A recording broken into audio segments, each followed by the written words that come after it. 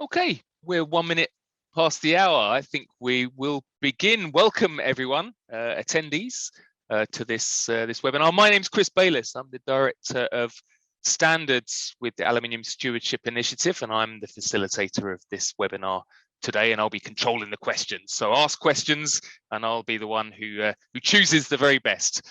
Welcome today to this webinar.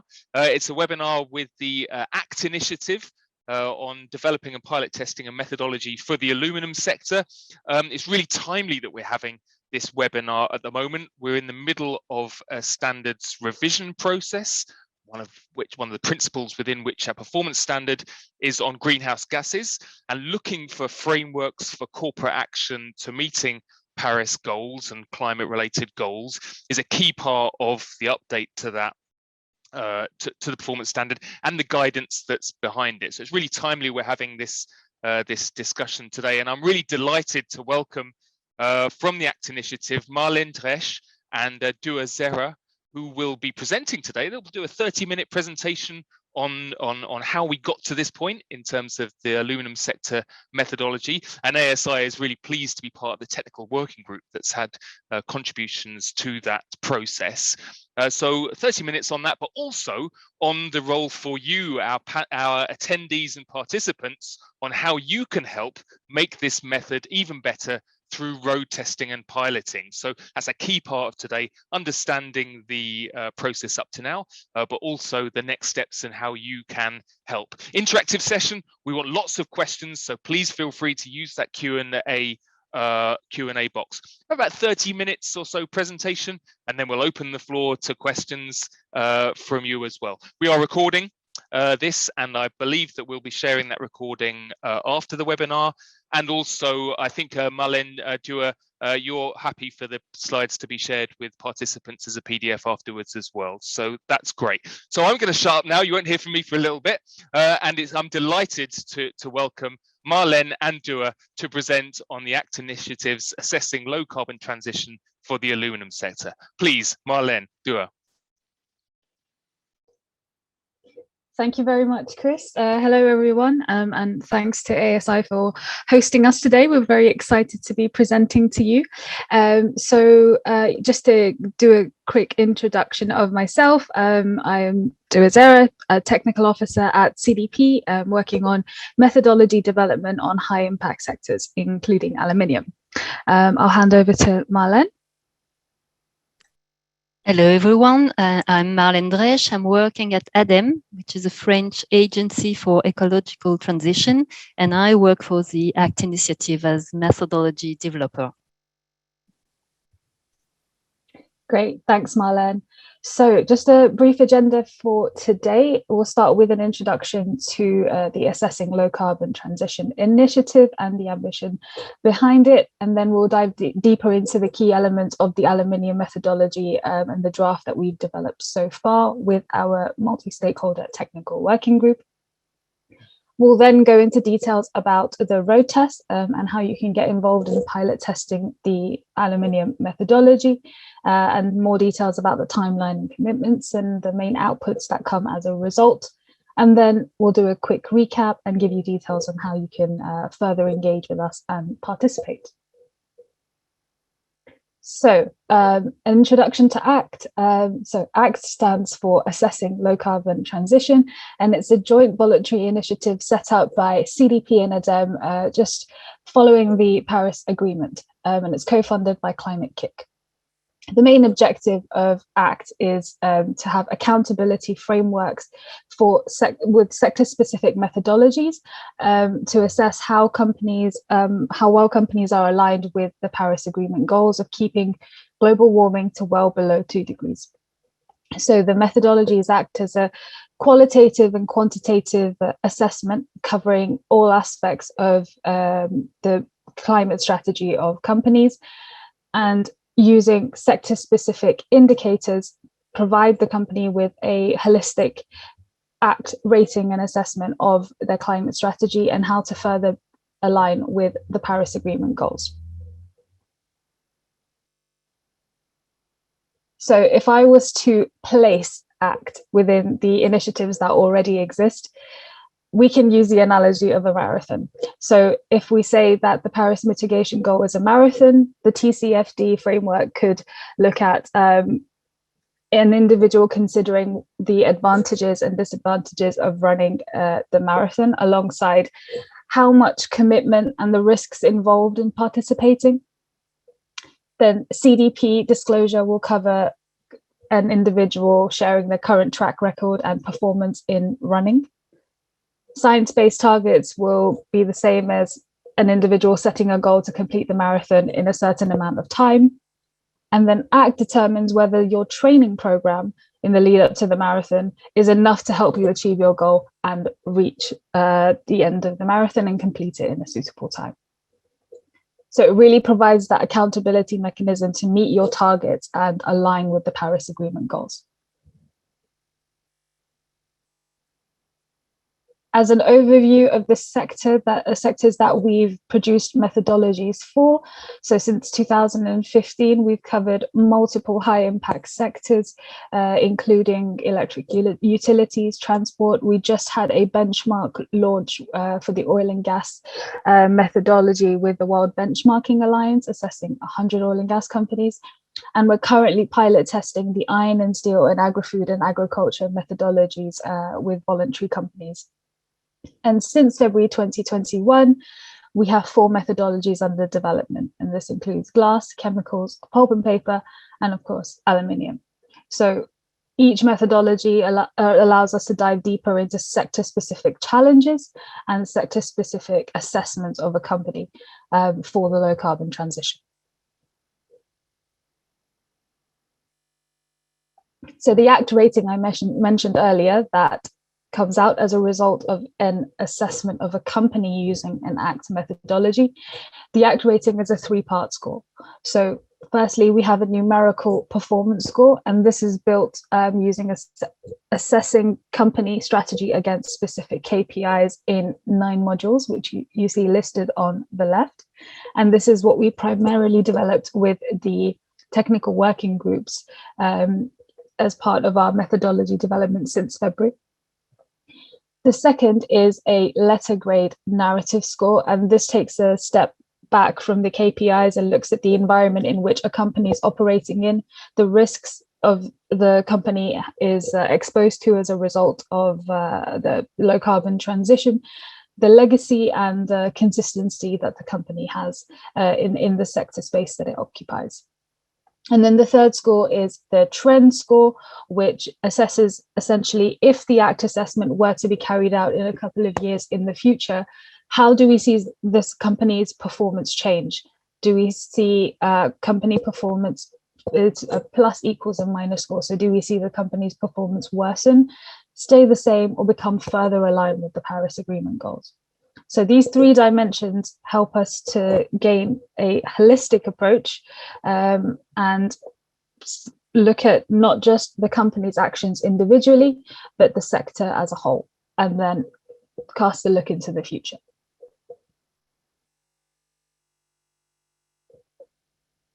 So those 9 performance modules that we have that make up the performance numerical score, to represent the challenges that the sector is exposed to, the module weightings shift depending on the sector. So, for example, the graph you can see, it's a company performance score. You've got the score on the y-axis.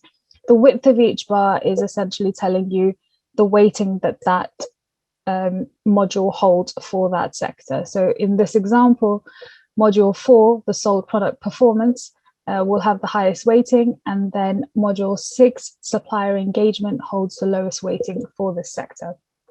As a whole, the module weightings will total 100%, and going one step further, the indicators within each module also have weightings.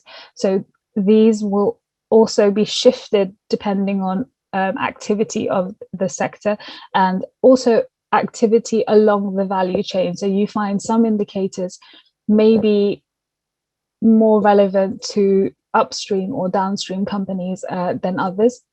And the indicator weightings will capture that below module level weightings as well.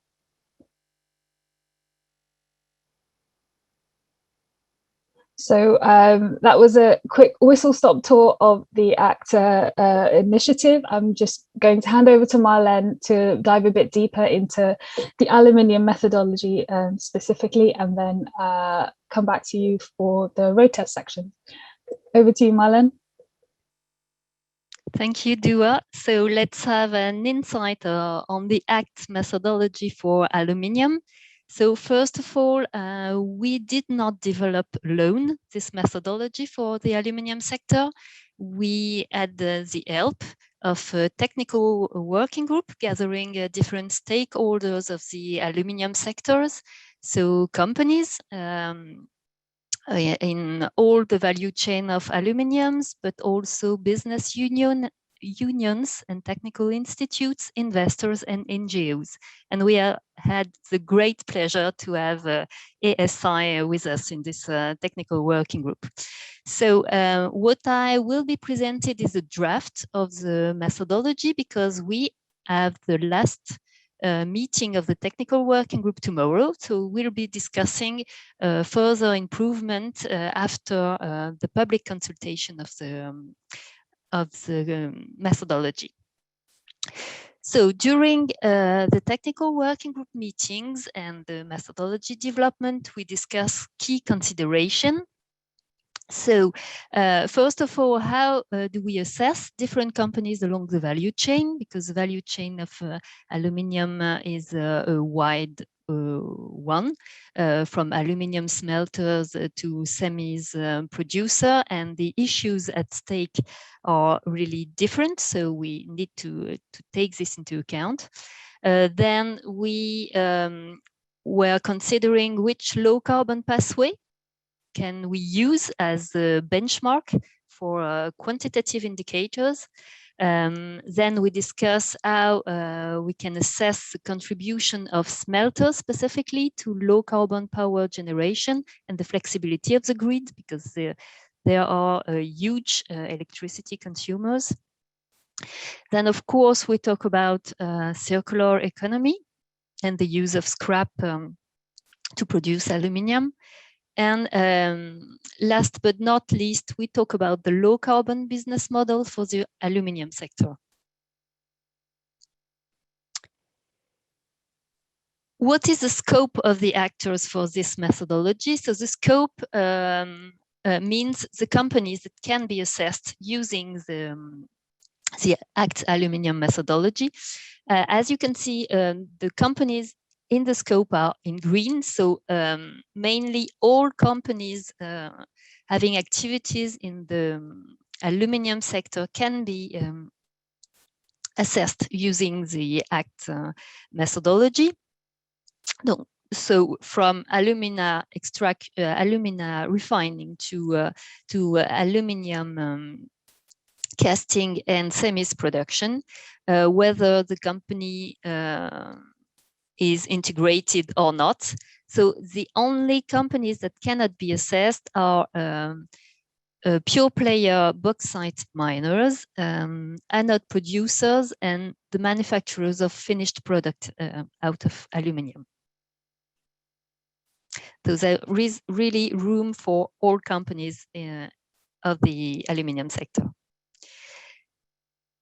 Let's have a look at the boundaries now. The boundaries are the emissions that are covered by the ACT aluminium methodology.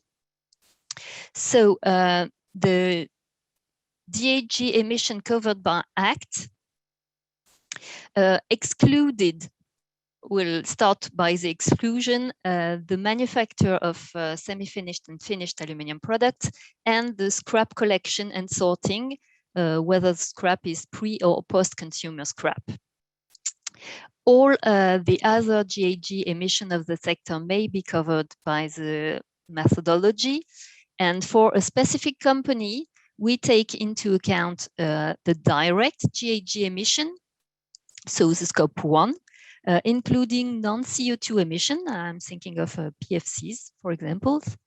We also take into account indirect emissions linked to power generation, so scope 2, and we take into account For scope 3, only upstream scope 3. So the upstream indirect emission linked to the production of purchased products, and we have a cradle-to-gate approach to take into account these emissions. We take into account the ancillary materials and the transport.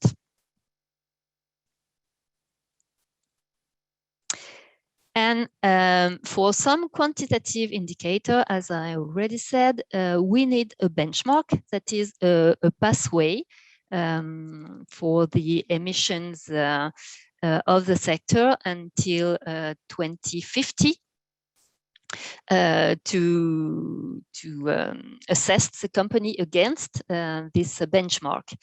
And for this methodology, we had the great pleasure to work with the International Aluminium Institute, who recently released a first publication in March about a decarbonization pathway by 2050 for the aluminium sector. And the IAI will release a full set of data in September, and they very kindly share with us this data so that we can compute benchmark for company. So the granularity of their work is really very interesting, because we have each step of the value chain of the aluminium sector. So the 8th step of the value chain: mining, aluminium refining, alumina refining, electrolysis, anode production, casting, recycling, internal remelting, and semis production. So that's very granular, and that's very interesting to calculate benchmark for the companies, accurate benchmark. And how do we compute a benchmark dedicated to one specific company in the ACT initiative? We use the sectoral decarbonization approach from SBT initiative. I don't know if you're familiar with the way they compute the benchmark. So you start with a sectoral benchmark, and on the graph you have an example sectoral benchmark here. It's a fictive example. The sectoral benchmark is in yellow, and you draw the company pathway, that is the actual emissions of the company, that is in red. Don't know if you see my mouse, but in red, the company's pathway. And then you compute the company's benchmark using the SDA, the sectoral decarbonization approach. And you calculate it with the same starting point at the company's emission intensity. And the benchmark should converge to the sectoral benchmark in yellow in 2050. And the decreasing rate of the company's benchmark is depending on the initial carbon intensity of the company at the reporting year. Here it is 2019. It depends on the decarbonization slope of the sectoral low carbon pathway, that is the yellow curve coming from IAI data, and the respective growth of the market share of the company.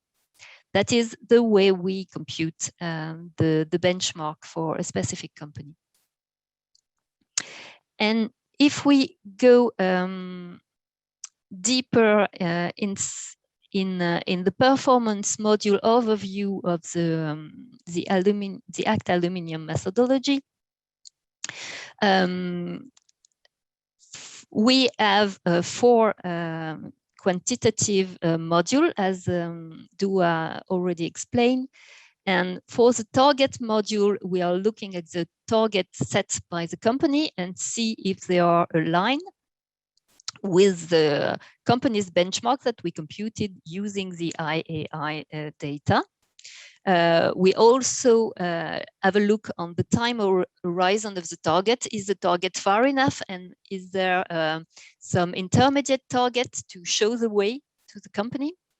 Then we have the material investment module, and we are looking at scope 1 and 2 emission of the companies. So including indirect emission coming from power production. And we have also an indicator on scrap reduction,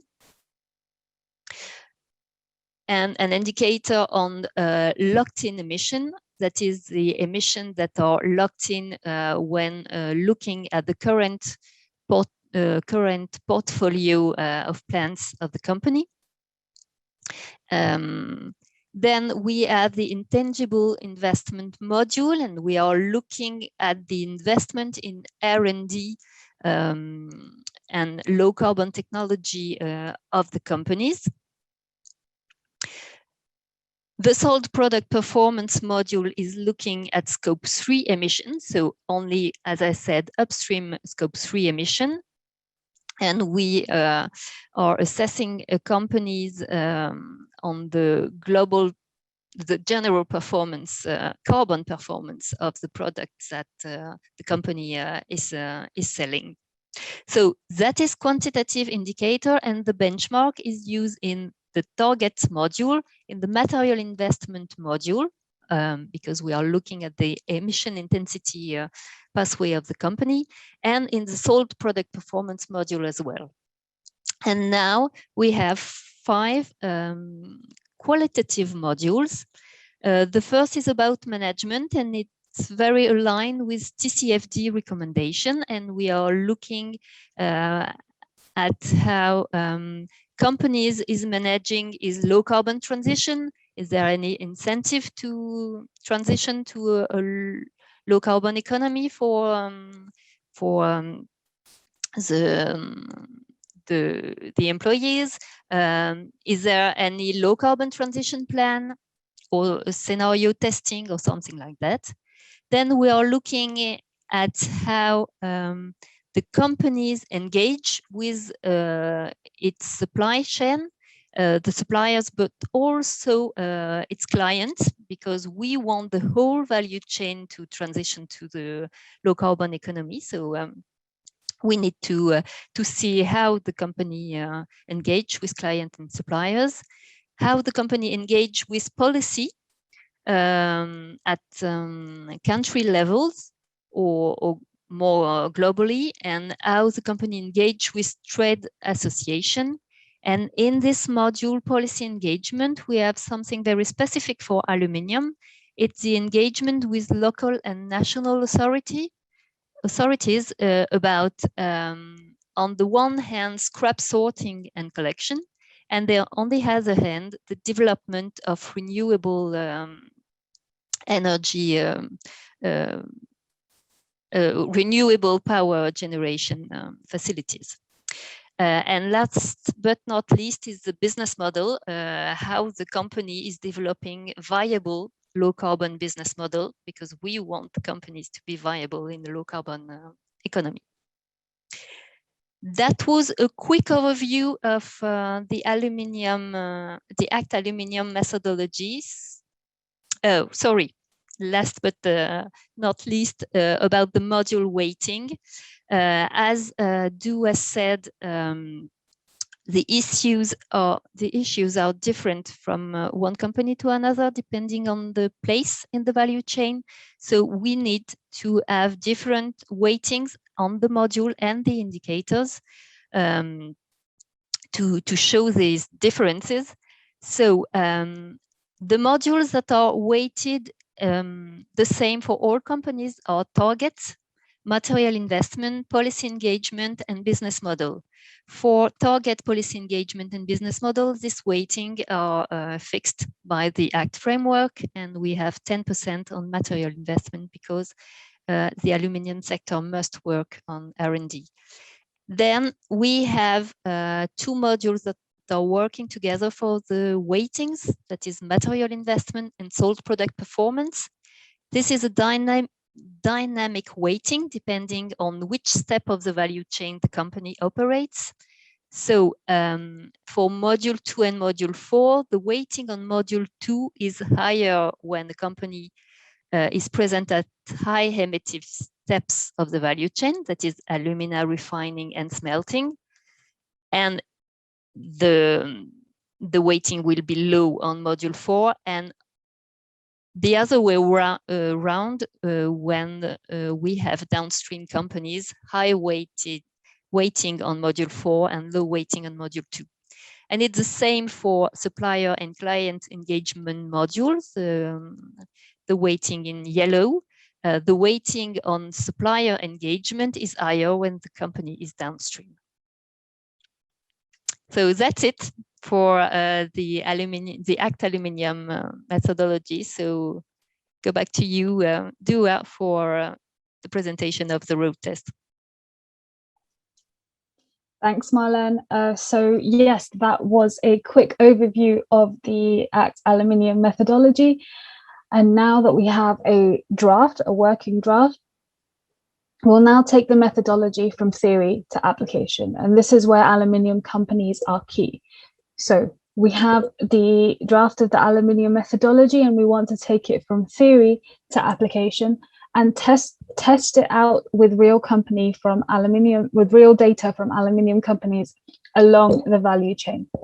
So from September 2021 to February 2022, we'll be conducting a road test of the methodology with 15 voluntary companies, again, those that represent the value chain, and a geographically diverse group of companies, to actually assess whether the methodology works in practice and any further modifications that we can make to the methodology to accurately capture the challenges that we have for the sector and its transition to the low carbon economy.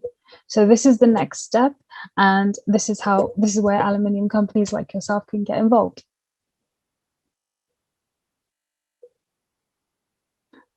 The reasons for doing this is, one, it allows companies to get a free ACT assessment of their climate strategy by testing out the methodology. And it's the opportunity to be involved in an initiative which is already capturing high impact sector challenges, and will allow aluminium companies to also be involved in this assessment and this low carbon transition initiative. For us, it's an excellent way to gather more feedback on the methodology and how to further improve it. So we have this draft from collaboration with the technical working group, but now with your expertise and by testing it out with real companies, we'll be able to take it one step further.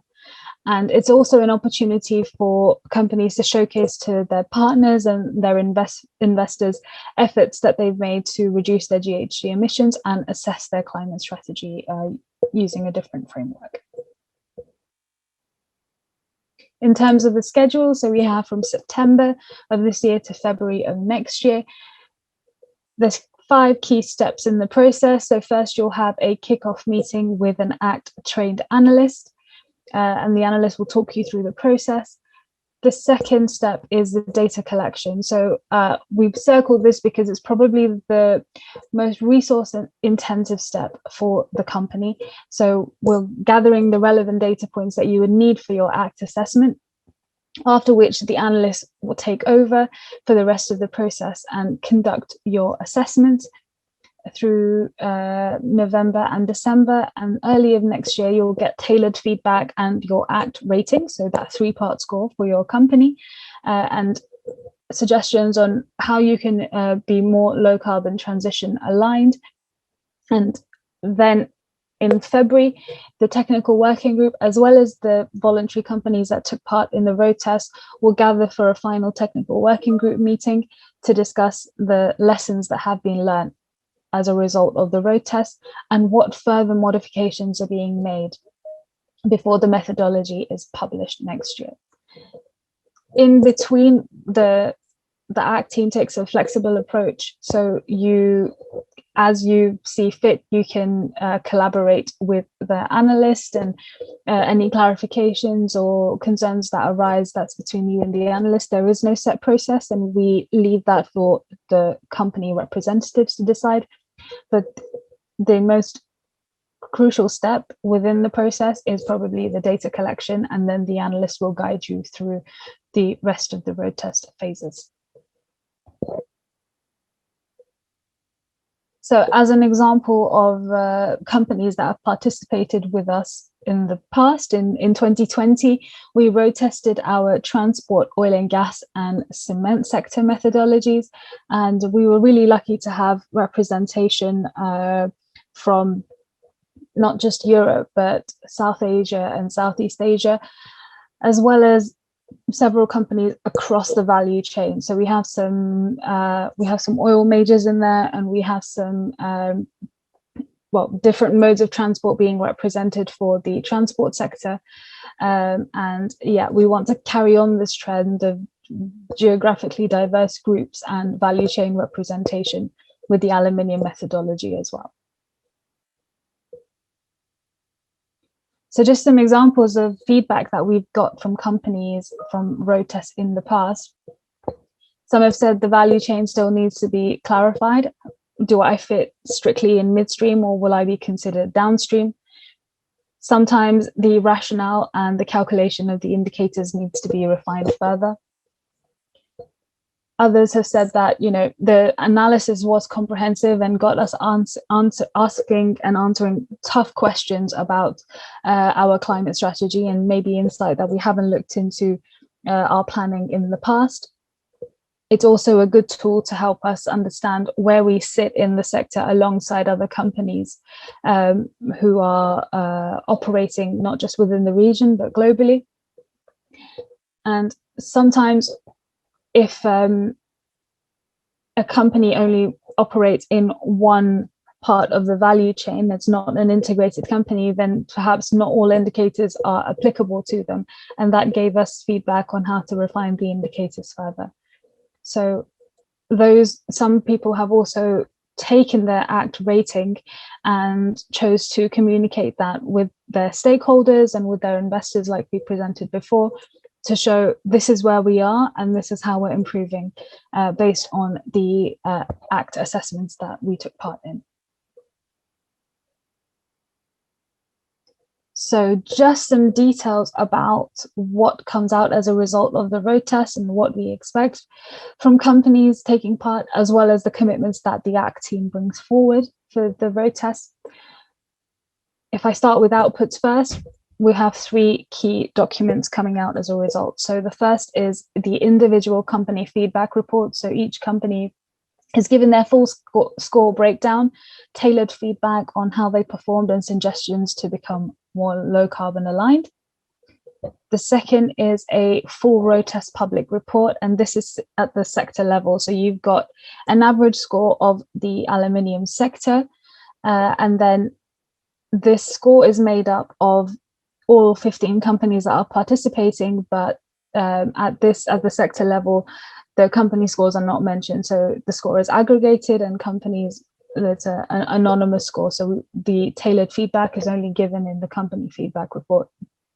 And this is a useful way to understand the position of the sector in terms of low carbon alignment. And then the third output is the methodology feedback report. So gathering all of the feedback that we have from companies as a result of the road test.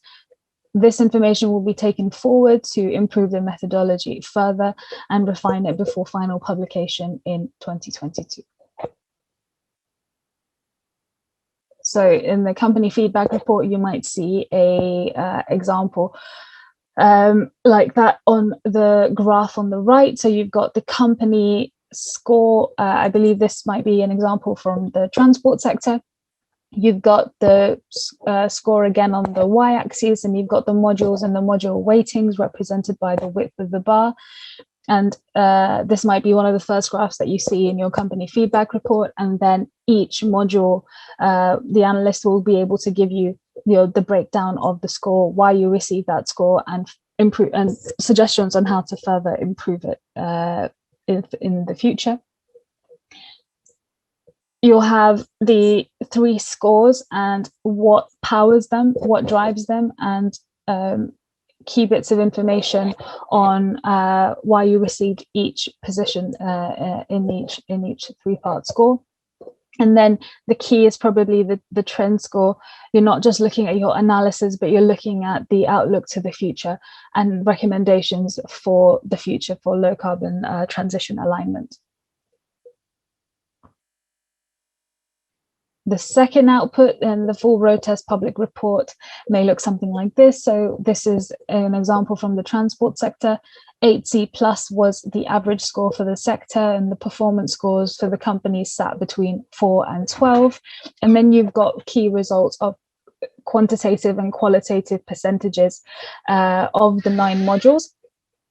And then the analysts will aggregate the scores that you have for the road test at the sector level to be able to capture the sector's position in the low carbon transition.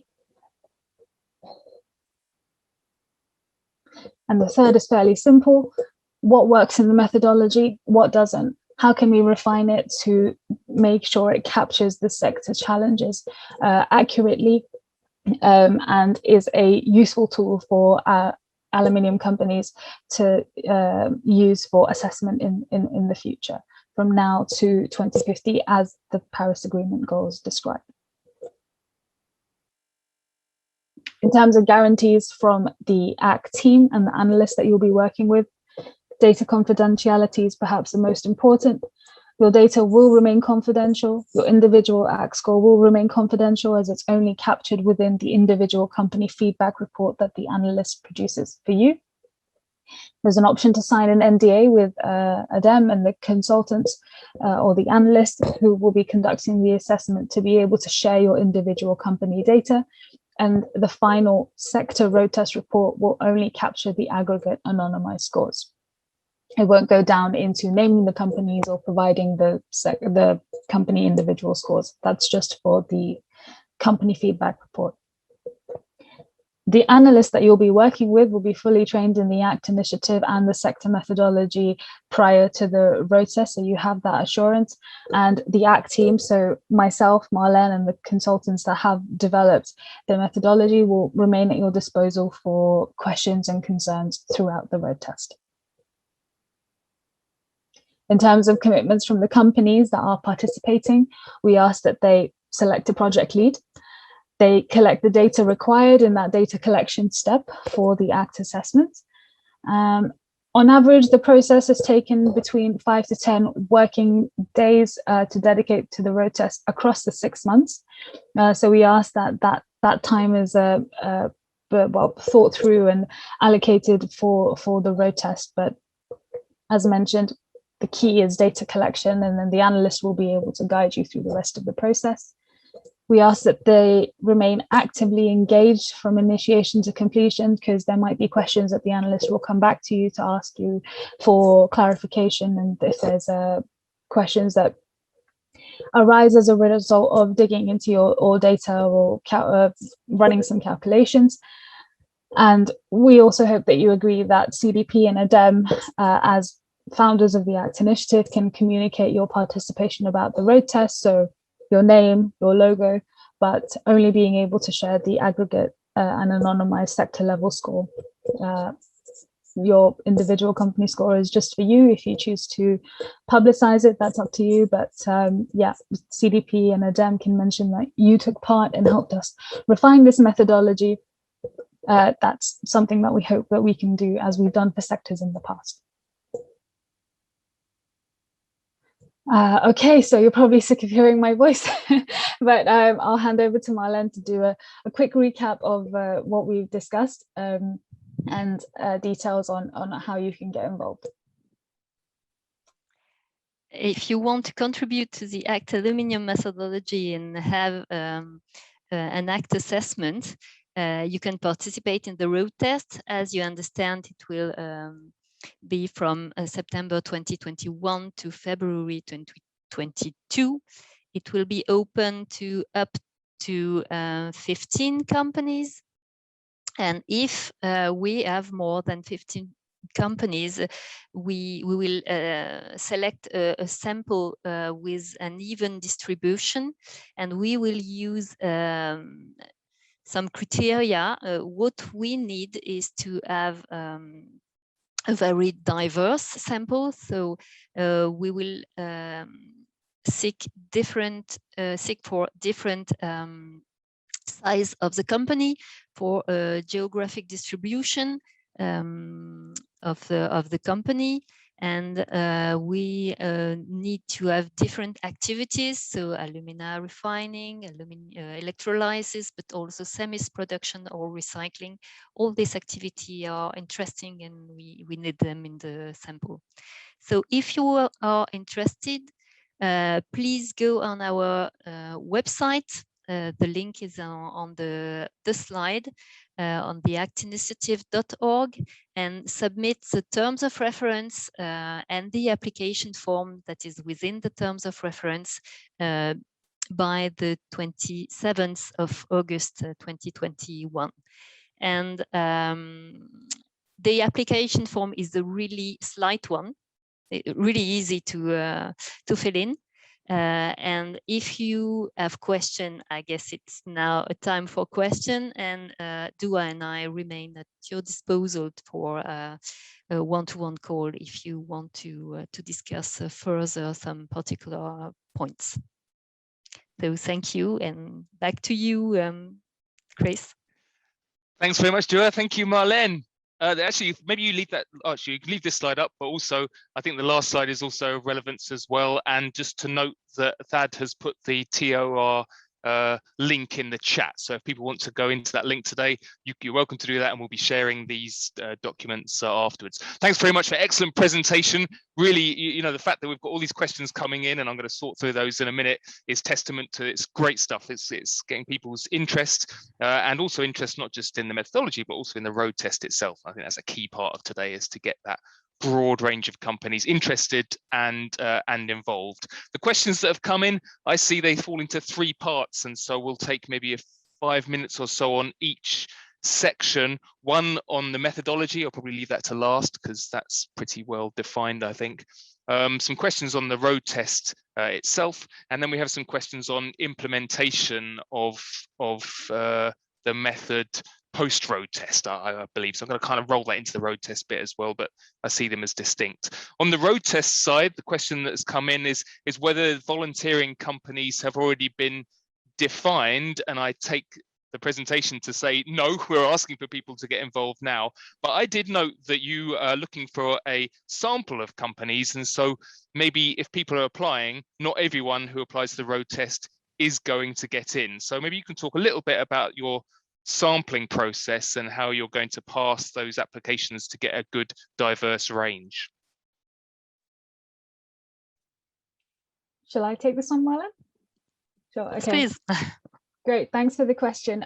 So we do have the limitation of 15 spaces for assessment, and we do want to capture the entire value chain, the scope that Marlene shared. So we do have that priority that, you know, if we can get a diverse group, we will go for that. But yes, we are still currently in the recruitment phase, and we are having one-on-one calls with the companies. We are having webinars.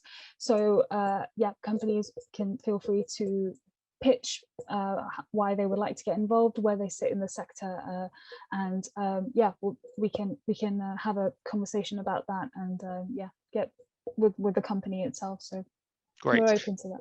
Does that include SMEs, small and medium enterprises? Certainly there's a lot of discussion within ASI at the moment about SME implementation of standards. So I'll hand that question over to Marlene, because DEM covers SMEs. So yes, that's a very good question, because low carbon transition is a topic. Some people said it's for a huge group or huge company, but SMEs can be involved in the low carbon transition and can be involved in the ACT methodology road test if the company is mature enough. I mean, if the company is thinking of his low carbon transition and has kind of a strategy to transition to a low carbon economy, that's okay for the road test. But if the company is not mature enough, perhaps the company will have trouble gathering the information and the data that we need for the ACT assessment, and the results for this SME won't be what they are looking for. Okay, And, sorry. Go on. No, it's to say that's the questions coming from a specific. So I guess my advice to you is apply, have that conversation, and let's see what comes out of that. One of the barriers to SME entry always for some of these type of things is cost, and the question has come in about what the cost would be for an ACT assessment. I wonder if you can answer that in two parts. One is maybe the direct cost for the road test. Let's leave. You talked about 5 to 10. Days, over that period, but let's look at the direct cost for the road test first of all, but then also post road test when it actually comes to implementation, what the cost would be there and who shoulders the burden of that cost. That's a very good question, Chris, and I guess it really depends on the activities of the companies and the maturity of the companies. Because if you need to make huge investments in your facilities to change totally the processes, you will have to do huge investment, and perhaps if you're already in the process of choosing the best processes and the best practices, the cost will be lower. It's not an easy question. So it's not my question. So my question isn't about the cost of the transition, it's the cost of the assessment itself. So the actual cost of the contractor or the accredited auditor. Yeah. During the road test for the companies, it's free, because ADEM is paying the analyst. So that's an opportunity for the companies, especially SMEs, I guess. And if you want an ACT assessment afterwards, it depends on the size of the company, but an ACT assessment is approximately about 6,000 euro.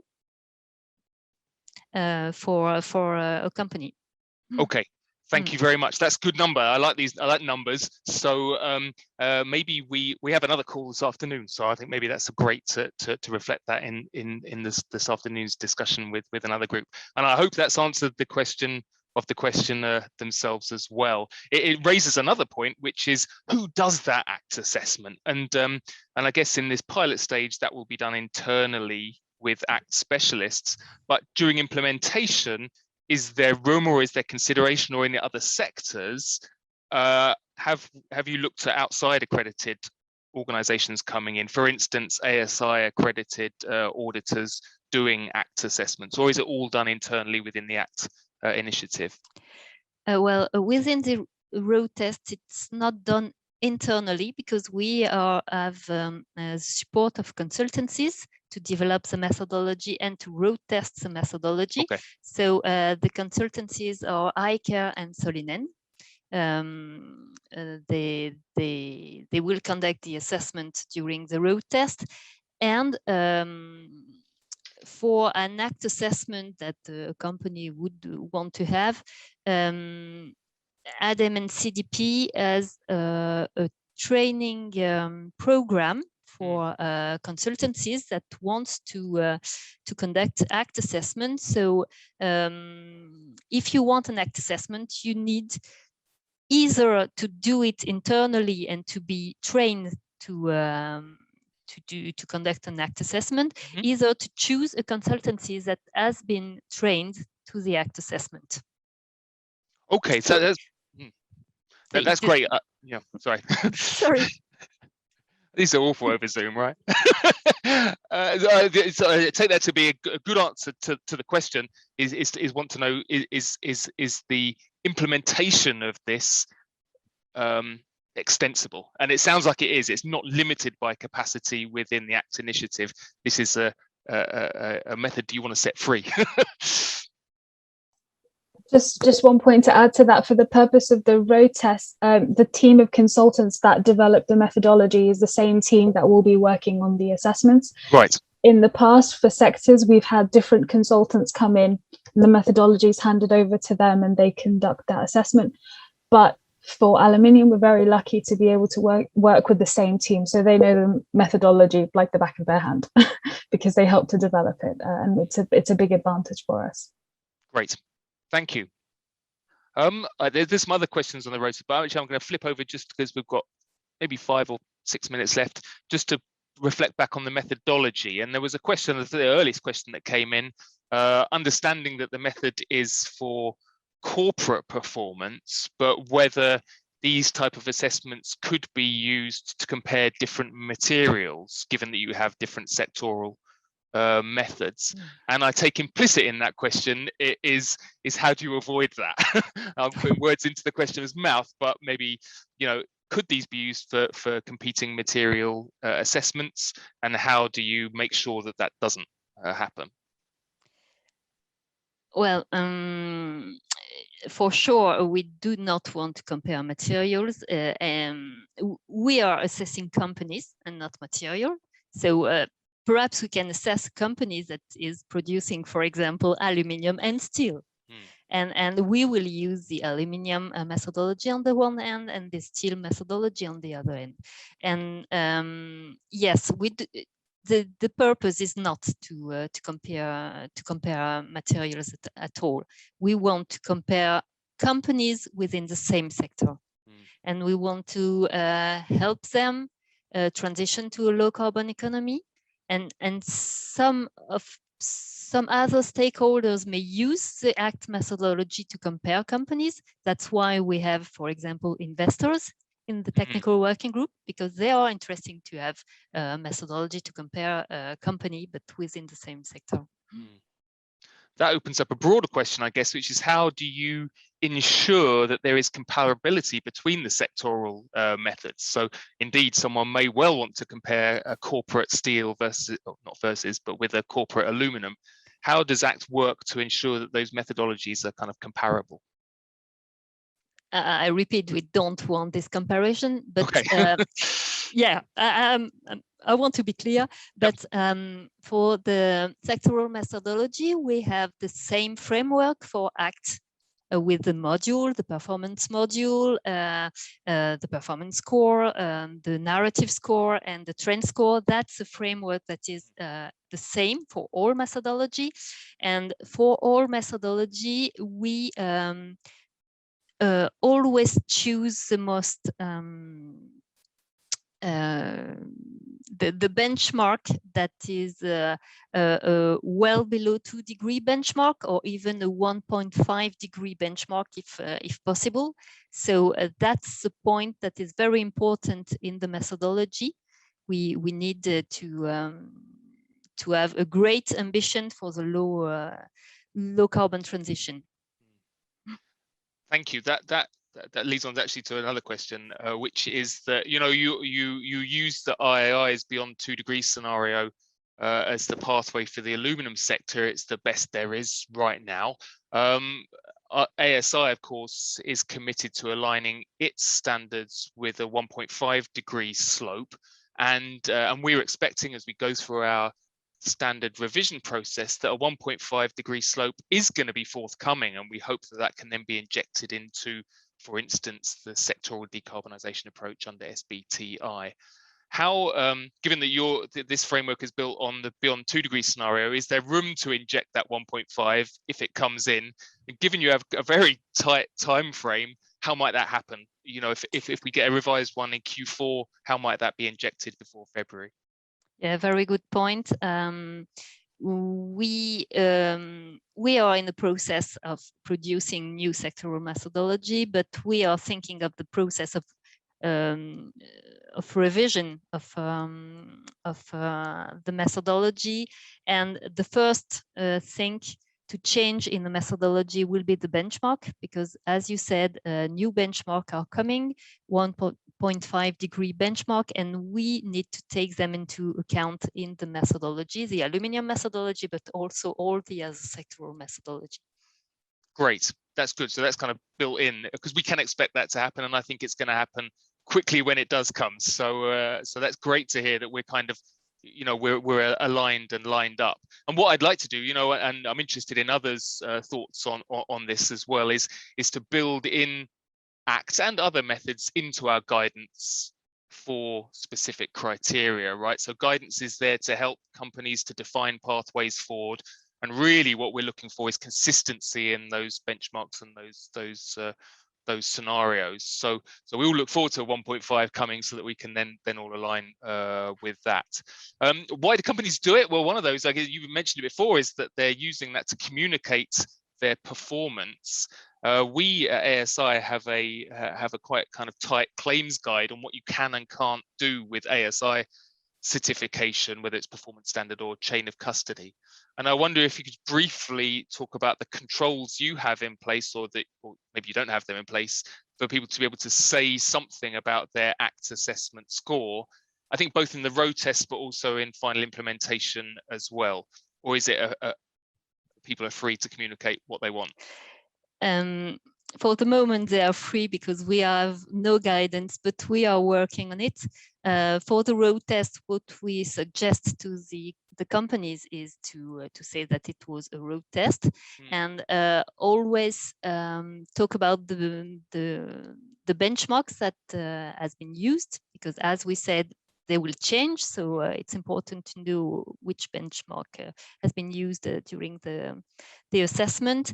And for the future, we are working on kind of certification program on the ACT scores with a third-party verification of the assessment, so that the company can communicate and say, I have this score, and it's verified, checked by a third party. We are working on it currently. We have one actually, which is on the kind of the process for companies. I guess not so much the road test, but more for implementation, and that's on the kind of order of how you do things. And that's the question, is whether companies or entities should plan to disclose to CDP and submit formal science-based targets before going through the ACT process, or whether that can be combined, whether you can indeed do ACT without CDP and NSBT. Happy to take this answer, Marlene. Yep. Okay. No, CDP disclosure and setting an SBT target is not compulsory for participation. I would say that if you are already disclosing to CDP, we have some data mapping where relevant information you've disclosed in CDP can directly be used for ACT. So it makes data collection easier rather than filling out 2 sets of surveys. But in terms of SBT, if you have a science-based target that's been approved, that's excellent. We will take that into account in the targets module for the performance score. But if it's not, we will also take other targets into account. So neither of them are compulsory, but both of them are helpful. Great, that's good. And we discussed on the morning's call as well about the fact that under science-based targets, the sectoral decarbonisation approach isn't 1.5 degree aligned, and we're going through this 1.5 scenario process now, I guess. So there is that opportunity for acts to kind of change according to if there are changes to some of those target setting processes, you know, as we go from 2 to 1.5 degrees. Yes, yeah. So with the IAI data, we're using the well below 2 degrees, but in the future, as we refine the methodologies further, we do change the level of ambition required. So it's likely that we do move towards 1.5 degrees. And I can give an example of the benchmarking that's being done for the 100 oil and gas companies with the World Benchmarking Alliance. When the methodology development started in 2019, it was with the well below 2 degrees scenario. but the assessments that have been carried out this year, it was more relevant to use the 1.5 degree scenario. So that's, yeah, a level of ambition will change and the ACT methodologies will be updated as a result.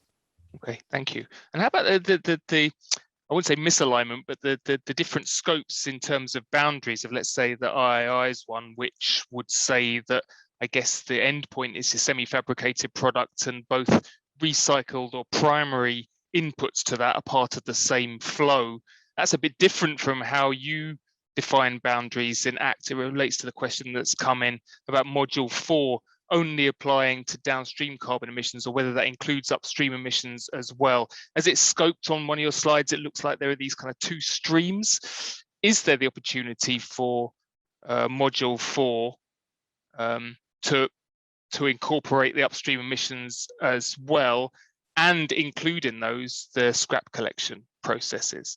Because those kind of excluded pieces, they don't quite marry with the III's approach. I can take this one, if you're happy with it. Yes, about the scope for module 4. Module 4 is dealing with upstream scope 3, not downstream scope 3. So only upstream scope 3. And yes, we do not take into account sorting and collection for scrap. And I guess that for companies that are pure player in recycling, this can be an issue, because this emission can be a great part of their GHG emission reporting if they report their scope 3 emission. To be really honest, the first idea for the methodology, for the ACT aluminium methodology, was to exclude recycling activity, because roughly speaking, they are more part of the solution than part of the problem, because they are recycling the aluminium, and the energy consumption to produce recycled aluminium is far lower than producing primary aluminium. But with the help, with the IAI data, we were able to take all the steps of the value chain. So we took into account the recycling activities, but we choose not to take into account scrap collection and sorting, because this is the kind of data that can be very difficult to collect and not very relevant if the company is acting on a wide range of activity in the aluminium sector. That's interesting. You know, the beyond 2 degree scenario from IAI says that for the downstream or for the recyclers, they're going to have to reduce their emissions intensity by 50%. It's not just on the primary, and that's for beyond 2. So when we get to 1.5, that's going to see even more significant impacts on those guys as they need to electrify and things. And I would say that as we head towards mid-century, of course, those scrap collection pieces will become more material. So it's good to hear that the ACT process is able to capture those changing situations. And I would maybe say that, or I'll ask the question is, just because scrap is excluded today, or scrap collection, does that mean that's it for the future as well? Or is there an opportunity to incorporate some of those marginal processes today, but ones that may become material in the future? There are always room to incorporate new things in ACT methodology. The first time we can do this is during the road test, because the road test, you understand that we need the road test to improve the methodology. And then we will have updates, regular updates of sectoral methodology for aluminium, but for all sectors. We will update the benchmark, of course, but we can update technical stuff and indicators, for example, or have a wider scope for boundary, wider boundaries, sorry, and so on. Yeah. Fantastic. I guess that's a call to those from recycling companies and those who are attending today and earlier this morning to get involved, right? Is you want to hear from those companies to pilot and to get that broad range of entities within the road test. Actually, one of the questions that came out this morning, I guess, was one of the barriers to entry for maybe some of those SMEs is the cost of doing ACT assessment. Can you say something about that kind of direct cost of doing assessments, both in the road test phase, but then also post-road test in implementation? I take this one too, do I? Okay, so you understand that for the road test, the ACT assessment is for free because it's a win-win collaboration. Mm-hmm. We need the company's support to improve our methodology, so it's for free for them. And then for the ACT assessment implementation in the future, the average of an assessment cost is about 6,000 euro, but it depends on the size of the company. Of course, if you have 3 plants or 100 or 400 plants, it's not the same. Yes, that's the average price for an assessment. Mm-hmm. And who would undertake those assessments? Is it kind of self-assessment, or I know in the road test you have some consultants working specifically on the road test, but post-road test in implementation, how would that work? The ACT initiative has a training program. We can train consultancies. They are ACT trained, and when ACT trained, they can conduct ACT assessment. And there are also trainings for companies, for the bigger companies. It can be interesting to have someone inside the company trained to conduct ACT assessment, and so you can follow a training, have the tools to conduct the ACT assessment and conduct the assessment for yourself. Great. Thank you very much. Another question that came out this morning was on claims and on how companies kind of leverage their scores, or how when they may not want to do that. If a company is going through a road test and gets their ACT assessment score, would they then need to do a post-implementation assessment, or would their road test one kind of count into the future? How would that? Happy to take this one, Marlon. Sure. So we have had cases where companies are not entirely happy with the scores that have resulted from the road test. But again, we're looking at the level of ambition. So even if we're switching from well below 2 degrees to 1.5, we're looking at very ambitious targets that we want to see from these companies. So it's likely that ACT scores are not very high, but in the level of communication is up to the company. So whether they use that internally to improve climate strategies further, or communicate to investors that it's a work in progress. And this is what we've done already using a certified accountability framework, and we'll take this forward. It is up to the company how they can decide the level of engagement that they want. And that's what I see as the opportunity here, is that is forward looking. It gives you that baseline on which you can project forward rather than threshold values for performance.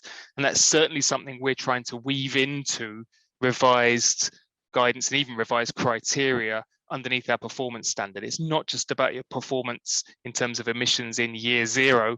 It's about your plans for the future and how you're going to implement those plans, and demonstrating your ability to do that as well, which is very important. And I think this warrants a discussion within our standards committees and our working groups of how we weave some of these tools into our guidance, so that it's not just an exclusive threshold value in year 0. So that's very interesting that this discussion is kind of happening, and there is this kind of qualitative element as well as quantitative as well. Are you seeing, and that's interesting for us, I guess, or from the industrial side, are you seeing a pull from others in the use of these tools as well? Let's say for the other sectors that you've developed methodologies for, is there a pull for this information and for these assessments?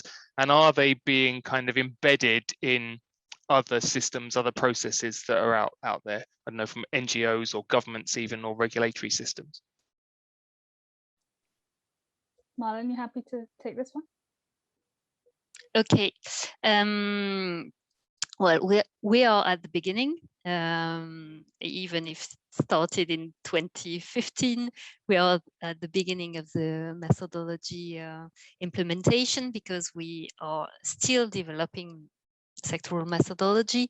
And yes, we see interest from some actors, interest from the company that want to know how is a low carbon transition and want to improve and know where to improve. And we have also interest from NGOs, and Dua talk about the Wba Benchmark, for example. The WBA is the World Benchmarking Alliance. It's an NGO doing a benchmark, and they choose for their climate change benchmark to use the ACT methodology.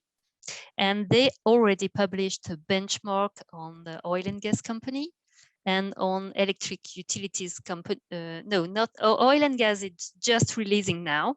On electric utilities company and automotive producer, that's it.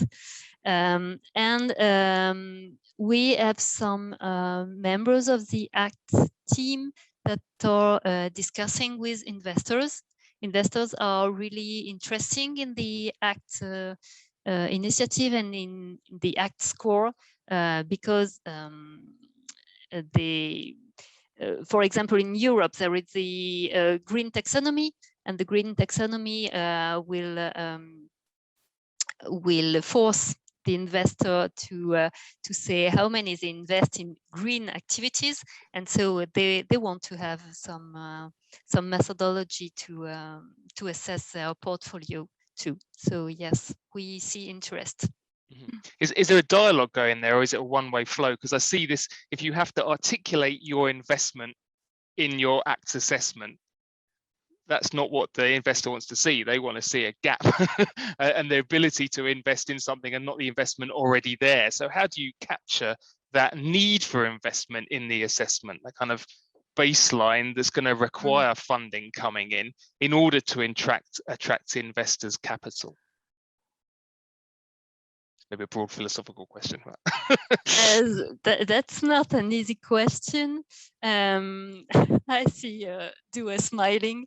I guess I can answer. In some methodology, we have indicator that captures the capex that is